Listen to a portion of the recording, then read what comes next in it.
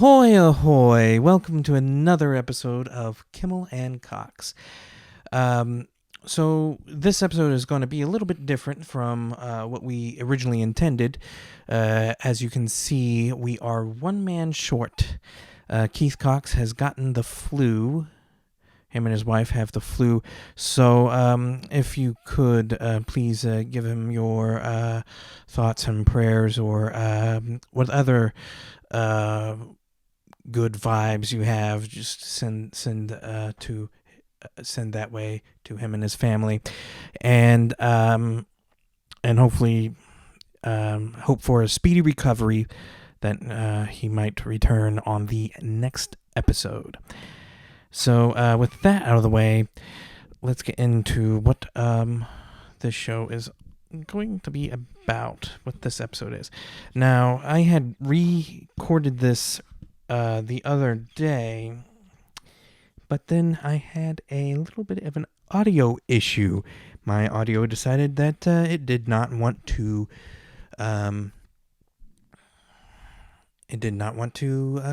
be recognized anymore, and so it got corrupted. So that was very unfortunate, but hopefully we have that all fixed. And you know what? Let me actually change the mic here, because this is just not going to do it, I don't think. At least not now. But just one moment. Let me switch out the mic here. You might hear a little bit of a difference here in audio quality, but I just want to be able to actually conversate instead of just worrying about the mic being on my lap, because this is not ideal. So just one moment here. All right, now we have a different audio here, so it will be a little bit more different, a little bit more jarring, but hopefully you will stay in for the rest of it here. But today's episode is, like I said, it's going to be different here, since we are missing one half of the Kimmell and Cox show.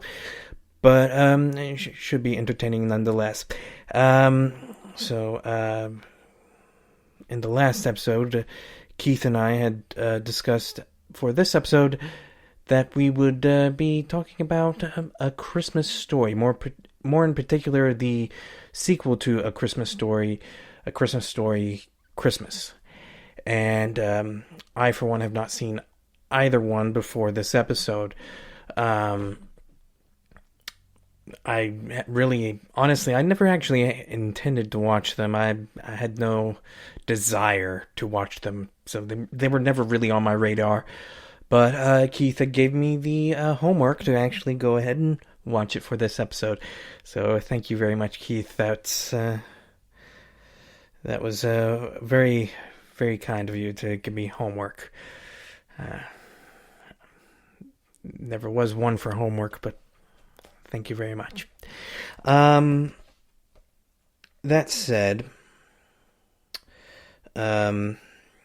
it would have been very interesting to hear Keith's take on it in person, but I will be reading his half of the conversation here on his behalf. So, but I'll go ahead and carry on that discussion for today's episode. So with all that out of the way, let's get this show started. The show must go on, as they say. So let's go ahead and begin here. Now, there was something I wanted to share with Keith in particular that I knew he would be very excited about. But I will opt out to show him what I was able to grab here on the next episode, because I'm sure he'd be very excited to see what I have come into possession of.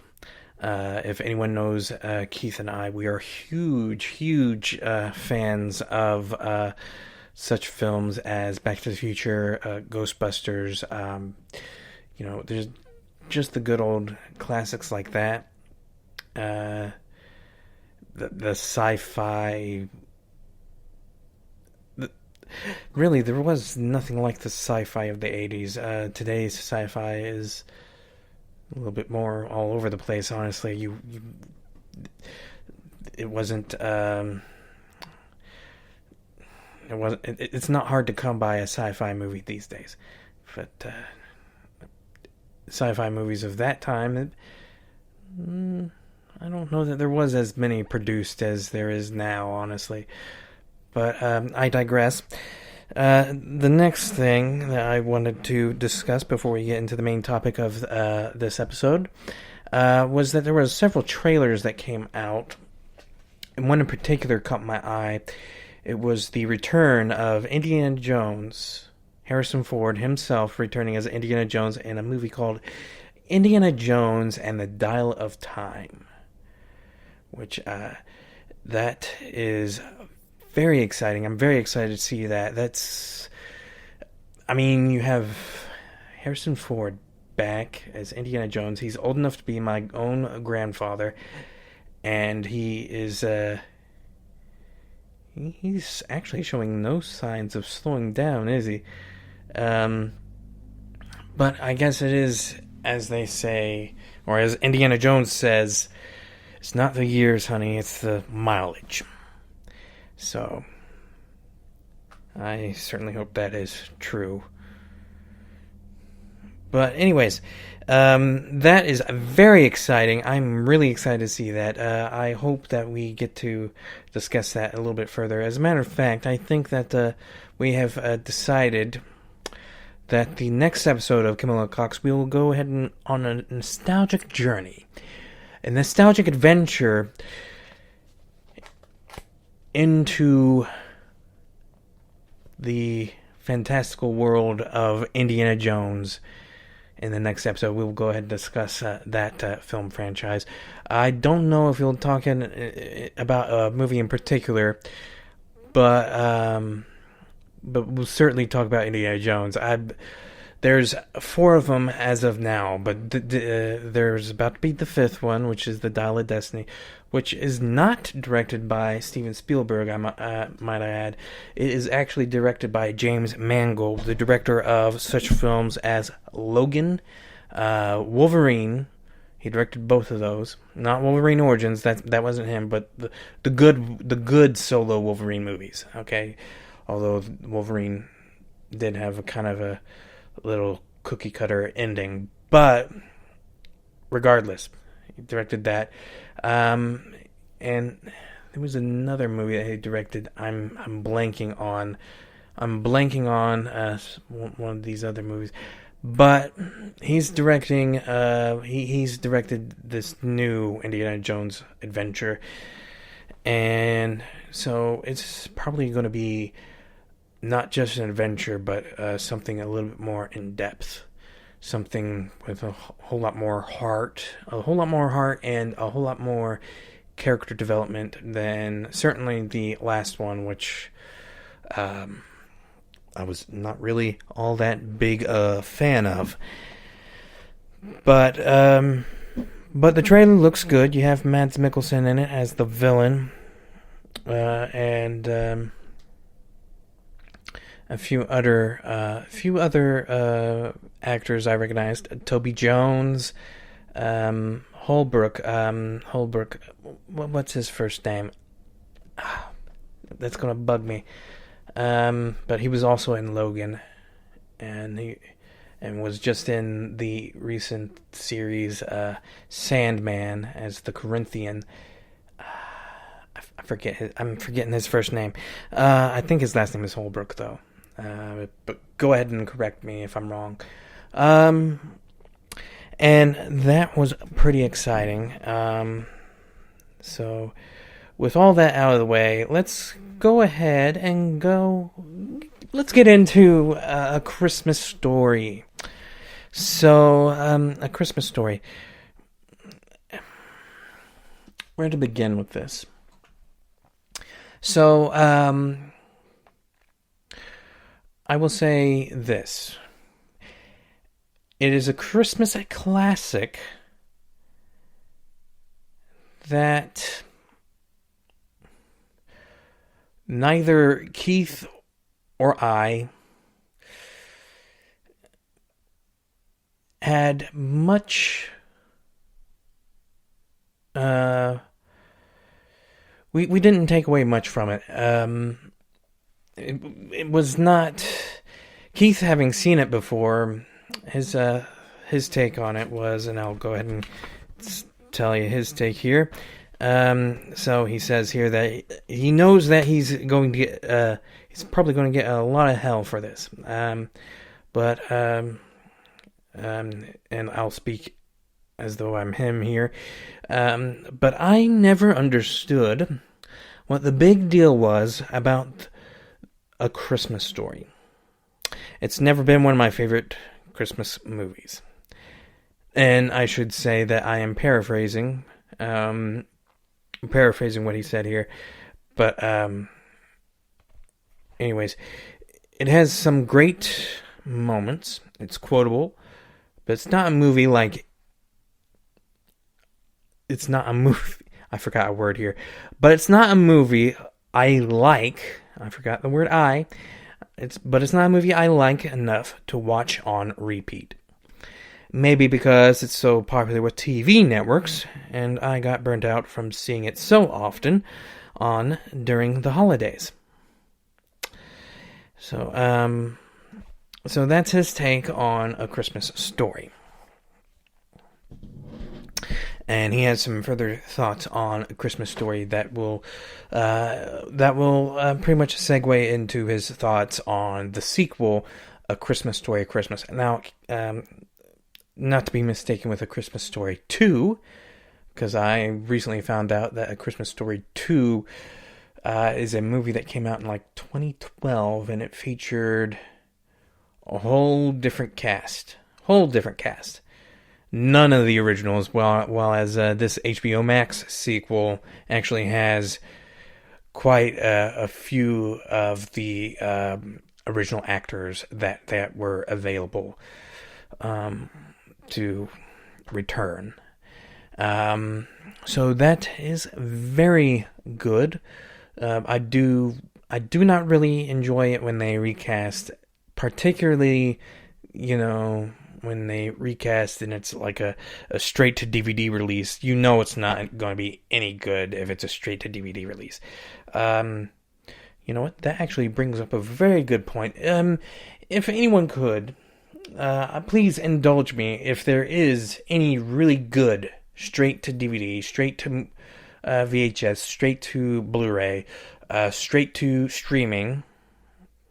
I mean, could you count that in there? I mean, streaming actually is kind of higher up there in quality than just a straight to DVD release. I mean, studios don't put any money into that except for maybe a penny's worth. But I digress. Back to the main topic. Please, if you could indulge me in if there is any really good straight to DVD, VHS, Blu-ray, what have you, movies. I'm very curious to see if there really is. Now, my take on A Christmas Story. Like I've said, I've not really had any interest in it, and I will tell you why. I knew about all the classic moments, all the quotable moments and everything. I mean, it is a 39-year-old movie. And yes, I know it's a 39-year-old movie. Well, did it come out in December or was it November? It may still be 38. Regardless, it's about 10 years older than me. It came out in 1983. But, so, of course, anyone who hasn't seen the movie probably knows a great deal of some of the things that were in the movie, such as the bunny costume and the leg lamp, those sort of things. You're gonna shoot your eye out, kid. That sort of thing. I knew all about that. I knew, okay, he's after a BB gun. I knew the main story points, and I didn't know how it would end. I didn't know any of that stuff. but it kind of did, because obviously they hinted, oh, shoot your eye out, kid, shoot your eye out, kid. Foreshadowing, very clear foreshadowing. Um, and so it's very obvious foreshadowing. And I really had no interest in it, because when I see all the little clips or the trailers, from, just going through the TV or YouTube or, whatever. Like he said, it was on TV during the holidays quite often. So I probably did pass it by several times and seen a few things. But I never really had any interest in seeing it, because it seemed to me to be very mean-spirited from all the little snippets I saw. And for me, that is not Christmas. I really enjoy the movies like It's a Wonderful Life, The Santa Claus, even Elf. I do enjoy Elf. A lot of my friends and family do not enjoy Elf. They tend to not really care for Will Ferrell. But The Grinch is a good one. But I mean, The Grinch is a good one. A Christmas Carol is a good one. The Grinch is I'm kind of burnt out on The Grinch. A Christmas Carol is always a good classic to have on. There are quite a few good ones. I do like the Jim Carrey one. The George C. Scott version has always been a classic. There was one that had Kelsey Grammer in it. I remember seeing that. I'm curious about this Guy Pearce one that I'd seen little trailers on. I'm curious about that one, because that looks interesting, and I love Guy Pearce. He's an amazing actor. Anyways, those movies, and I guess you could say Christmas Carol is a little bit mean-spirited or anything like that, but I mean, even The Grinch, I guess you could say that too, because, but there is a certain heart with those. It's a Wonderful Life, because it's about love, it's about family, it's about hope, it's about, giving, and not just giving gifts, but giving love.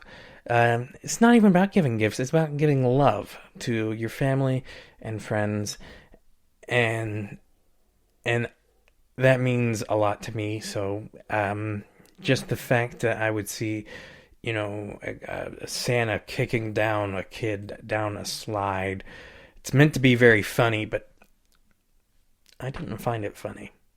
I found it kind of disgusting.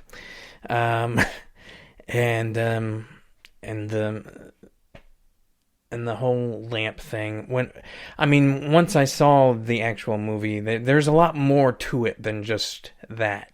There is a lot being said about family and love and all that. That is definitely there.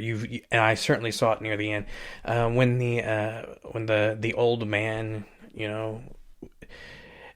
because honestly, it reminded me a bit about my old man. There was one Christmas, Small Soldiers, which was a movie that I just adored when I was younger. And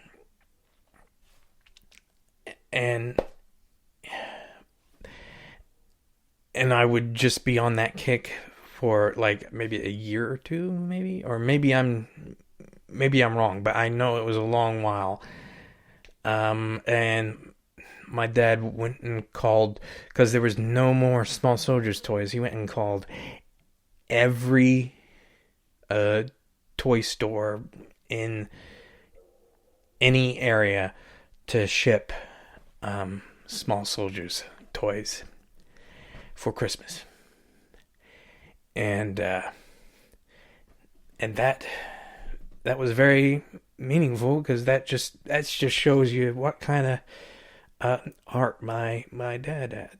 And even my grandfather, he has that same heart too, because unbeknownst to me, he had actually when he saw how much I loved this movie, he went out and got a whole bunch of kids' toys from McDonald's and packaged them up. And about a year ago, my grandmother gave me the whole collection that he collected, that he accumulated over that small, short period of time. And so, the old man in that movie reminded me a bit about that, which meant that the impact from the sequel hit me even more.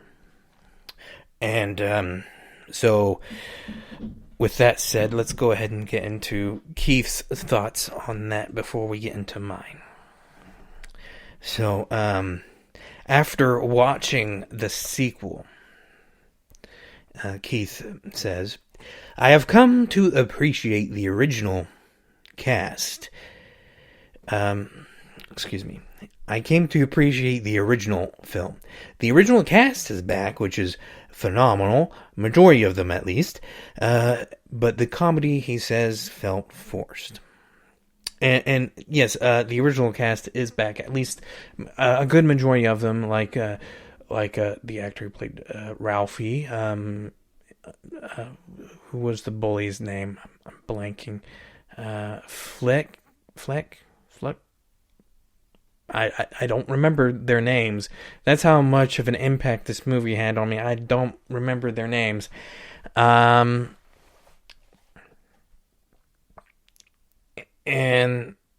you know, the brother to Ralphie, like a small little cameo.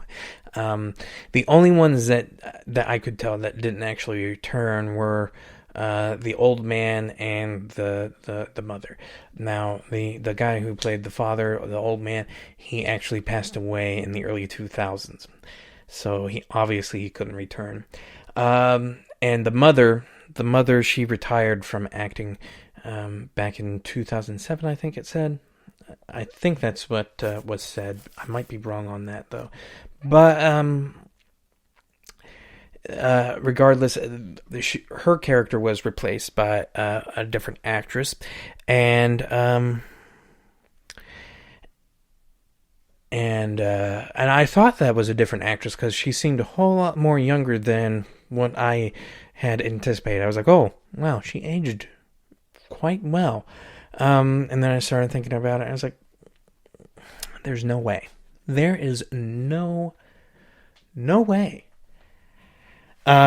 So yeah, but that said, it was good to see a returning cast. After all those years, I mean, you could imagine, almost 40 years, and, you know, that's quite a long time. That's almost 4 decades. Almost 4 decades. Am I right? And they managed to actually get the entire cast. I would have thought that at least some of those kids retired from acting, you know, or maybe they did and they just pulled a few strings to get them to just at least do a little quick cameo. But anyways, back on to what Keith says here. So the comedy felt forced, which I agree. The comedy did feel forced. And Ralphie's kids were not as charming as the original kids, and the bullies were pointless. Yes, absolutely, Keith. The kids, they weren't really given much to do. Neither were the bullies. The bullies you could have deleted from the entire movie, and the movie would still been the same. They were pointless. They served no function to the story. It didn't really move the story along that I could tell. Especially since the actual Ralphie's kids were not even part of the main story themselves, except for being I'd hate to say MacGuffin, because a MacGuffin is an object and everything. But maybe that's how I felt about the kids in this movie. Is I felt like they were just a plot device to get the story going and everything. However, I mean, I feel like it might have been much more interesting if they actually delved deeper into Ralphie being a father, but they seem to be very stuck on him being a writer, and they couldn't find a 50-50 split between the two. It was either him as a writer or him as a father, and they decided, well, let's go ahead and give him the writer thing. And honestly, that kind of seems like a bit of a workaholic thing, and that doesn't seem very, I would have thought they would, maybe it would be generic to actually do it that way, though, to have it be a story about, a workaholic father who found, that he was missing his children growing up, and that sort of thing. Perhaps it was a bit too cliche because it's been done before, especially in a Christmas movie. It's been done before. So the story, mainly from what I could tell, it was. What was the story really? Because it seemed to want to be about one thing, but then I feel like the truth of it all is that the story wanted to be something, but was truly another, and that story was the heart element of Ralphie and his own father, his old man, and that's probably what got me pretty emotional during that, because that is what that was the main drive of the entire movie from the beginning. It was, and then the end. So it just seemed to take a back burner, that plot line in the background there, but it was definitely in the forefront at the beginning and the end. So it was definitely in the bookends of the movie, and that whole thing about the father and everything. I have found that I have been very emotional when it comes to a parent figure lately in a movie. Something about it reminds me of my own parents, and how much I appreciate all that they have done for me. But like many parents, have they done everything right? No. But did they need to? No. Because even in their screw-ups, they taught me a lot. And I feel like that is the biggest point on A Christmas Story Christmas, was that that element there. And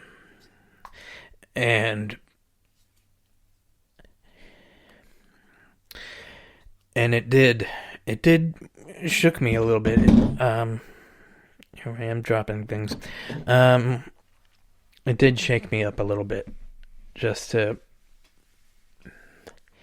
because maybe it hits harder for me than it should.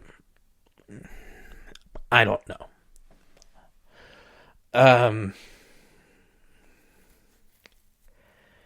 But overall, I did enjoy both of these movies. I do not think that they will ever be in my classics.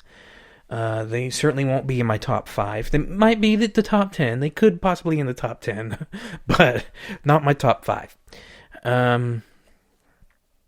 I'll have to sit down and actually write down my top 10 and top 5 before I actually disclose which ones those are. But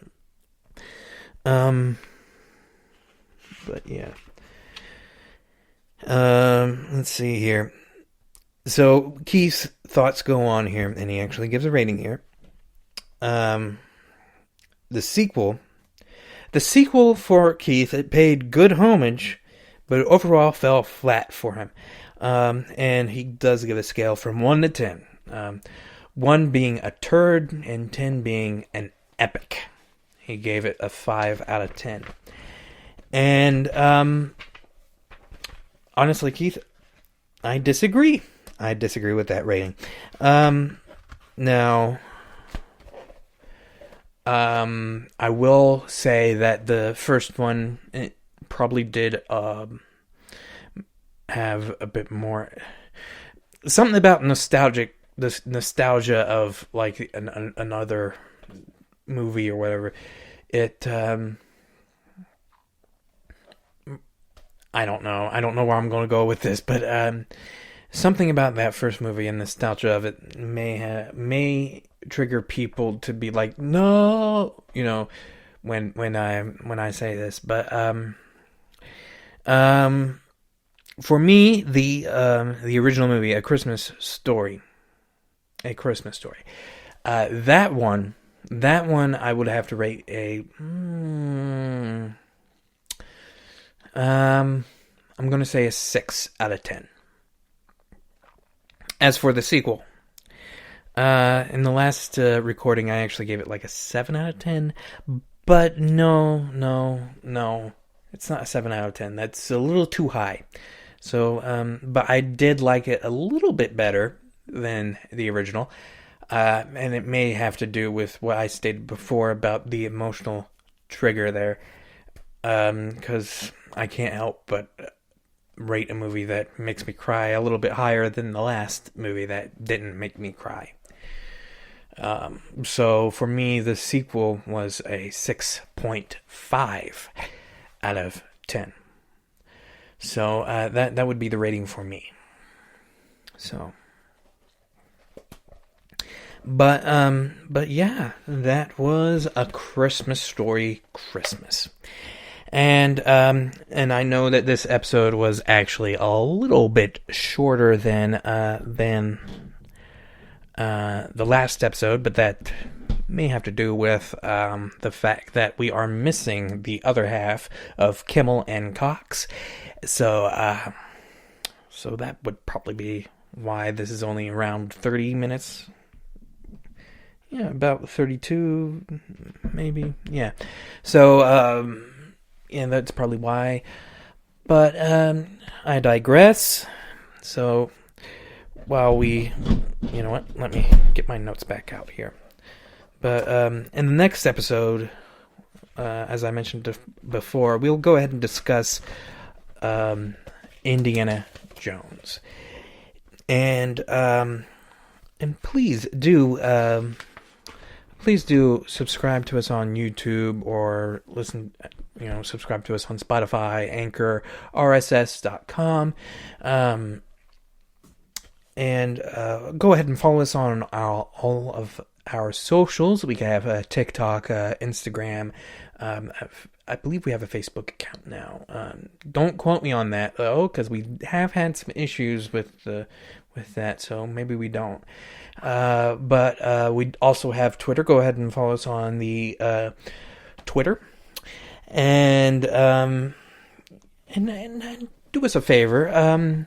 If you enjoyed us so well and would like to see us improve and become even better as a podcast that you'd like to listen on as a regular basis, go ahead and help us out on Patreon.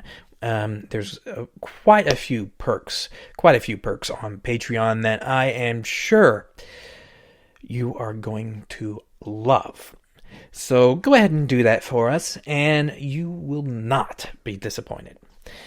So with all that out of the way, I just want to say that I wish you all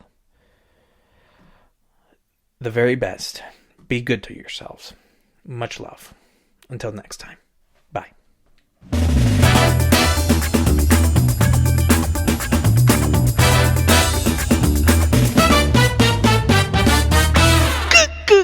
You dipstick.